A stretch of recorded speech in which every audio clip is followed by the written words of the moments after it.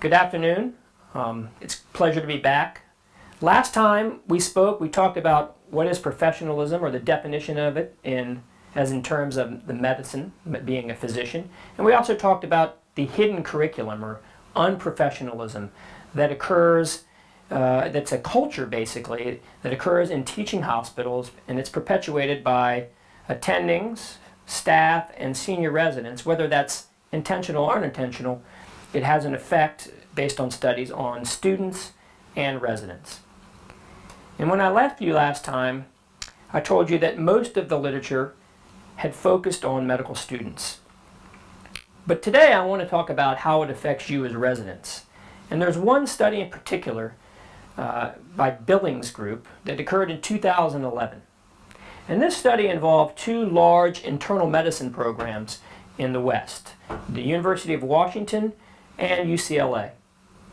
And what this group did is they looked at unprofessional behavior, aka the hidden curriculum, resident burnout rates, and cynicism. They interviewed PGY1 through PGY3 residents, so interns and then the senior level year of internal medicine.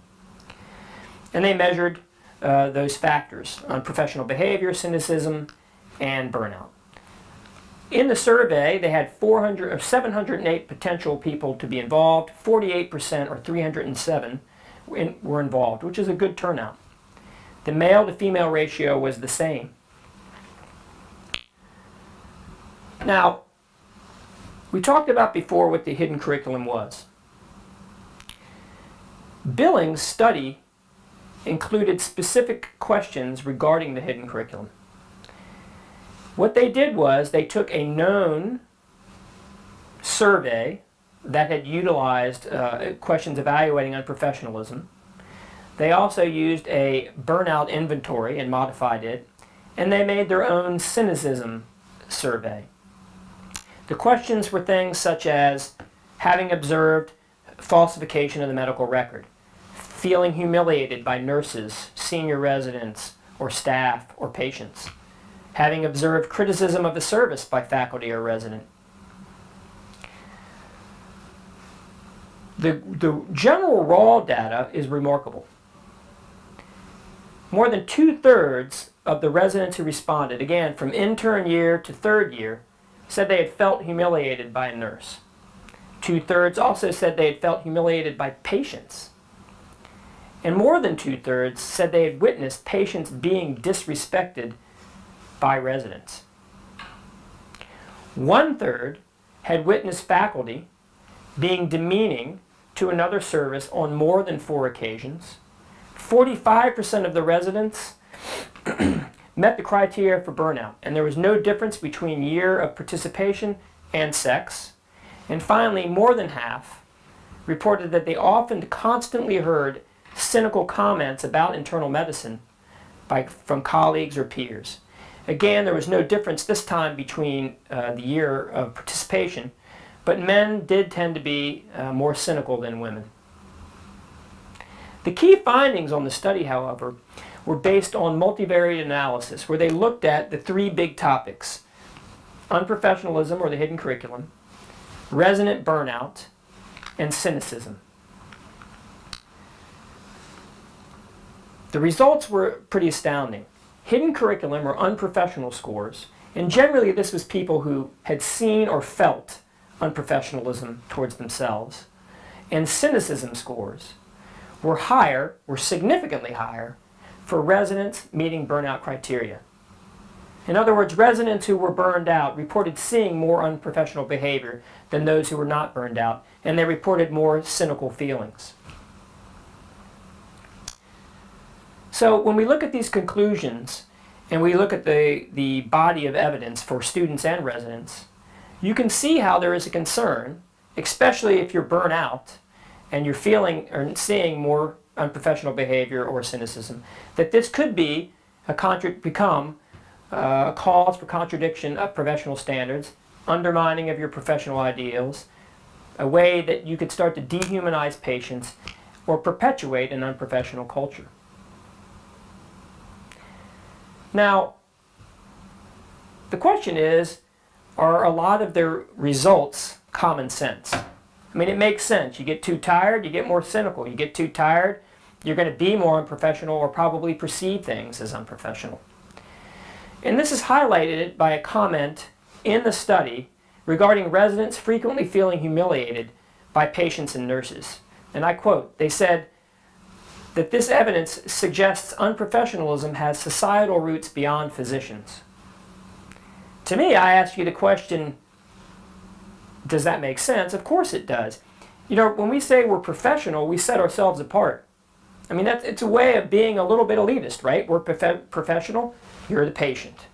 And so the realities of residency also tell you that's going to happen. I mean, we have tough people and tough patients and tough words. Sometimes I wonder if the authors have worked in a VA where we got tough guys, or if they've worked in an ER in a big public teaching hospital. Those things can be downright difficult, and sometimes you're going to get yelled at or made to feel a fool by some patients who are angry. And the other thing was, when the conclusion of the literature is that medical students, after 4 years of medical school, become less idealistic and less perhaps humanistic. Maybe it's just that they've gotten a taste of the real world now. They've been out in the hospital, they've been in the teaching hospital, and they've had to deal with things that before they never did when they first entered med school. So some of what I think has happened is that we've studied this, but we need to also compare it to the real world. For example, I'll give you a real life example. When I was a resident a long time ago, the surgery residents at our institution worked on average 90 to 110 hours a week, invariably. And there were 5 surgery residents who did the whole program from intern to 5th year. And when you first met them, and when they were interns, they were approachable, happy people, generally all of them, and idealistic. By the end of the 5th year, usually one of them was approachable and the other ones were not well liked. In fact, in my senior year of residency, in a ward month, there were 8 medicine teams and there were 2 surgery teams. And those 8 medicine teams boycotted one of the surgery teams because the surgery chief was so nasty. Boycotted him, wouldn't give him any consults. He had to come and actually meet with those residents and apologize for his behavior before they would start sending patients to him again. What happened later? The ACU GME passed the 80-hour work week. People were against it. They thought it was going to change residencies and change the ability to take care of patients. And you know, the reason they first put in the 80-hour work week largely was to limit errors from being too tired.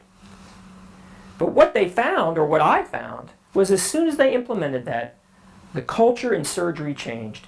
And to their credit, the attendings that run that program down to the residents have embraced a culture where they respect and they obey the 80-hour work week. And it has changed the face of interacting with those residents.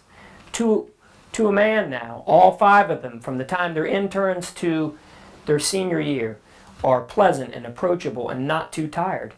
And if you have this toxic combination of being burnt out, which leads to unprofessional behavior and cynicism, I saw it firsthand. So I think some of the changes that have been made have benefited us. I think evaluating professionalism is good. My question to you then turns to, is the hidden curriculum still hidden? And again, this is a common sense thing. There was an author in 2014 who asked that question and said, perhaps there is no individual or unified hidden curriculum. There's hidden curricula for each various culture that you have, whether it be radiology or surgery or neurology. There's going to be some hidden curriculum. But in reality, we've known about this unprofessional culture for 20 years. And my advice to you is that it's actually been known for longer than that. Has anyone here read The House of God or heard of that book? The House of God was published in 1978 by Samuel Shem. And it talks about residency in a hospital in Boston in the 70s. And it's inglorious. And it talks about how they had to work and the things they did. In fact, when I was a resident, people still used the term GOMER, which stands for Get Out of My ER, G-O-M-E-R, which was taken from that book. So this hidden curriculum has been around forever. And now that we know about it, it's out in the open and we're studying it. So how have these changes affected you? We have duty hours now, 80 hours per week, which clearly has cut down, or should have cut down, on the burnout. We have core competencies that I have to evaluate you, that the med students get evaluated by, that are positive changes. And we limit the number of admissions, for example, in internal medicine. And I'm sure there's similar things that are done in radiology residency. So the pendulum has swung very far in one direction. We're monitoring, we're defining, we're evaluating, and we're grading you on these things that sometimes are hard to pin down. So what do you need to do to deal with professionalism as a resident and the potential for unprofessionalism, or our hidden curriculum, with that toxic trio of cynicism and burnout involved? And I think you need two things. You need to have common sense and you need to have caring. You know, caring is 99.9% of why all of us went into medicine. So if you're not caring, I can't help you go see a psychiatrist and figure out why you're not. But common sense starts with some very basic principles.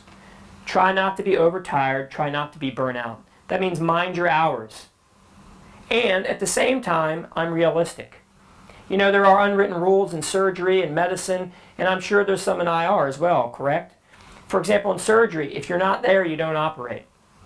And I promise you that you're going to be, when you're on the IR rotation, there's going to be a great case, and you're post-call, but you want that case because you may only get a couple chances in residency. I can understand you wanting to take it. You have to balance that. There's common sense. If it's the third time you've done it, maybe let someone else do it. So I leave you with this. If you're an upper level or an intern, what is your vision for how you're going to handle your professionalism as you go forward, knowing that there's a hidden curriculum, even though it's not so hidden anymore, that's going to affect you? What are the points you're going to lay out for yourself to make sure you maintain your professional standards, and then when you teach others, that you pass them on to them? Thank you very much.